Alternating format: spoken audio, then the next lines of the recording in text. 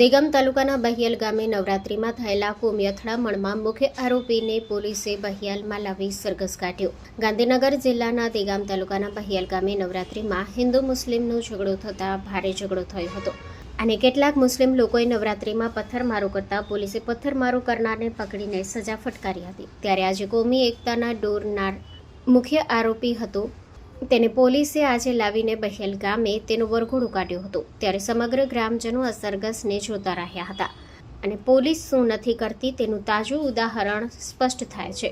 ટીકર દેગામ તાલુકાના બહિયાલ ગામે નવરાત્રિમાં થયેલા કોમી હુમલામાં મુખ્ય આરોપીનું આજે પોલીસે સરઘસ કાઢ્યો.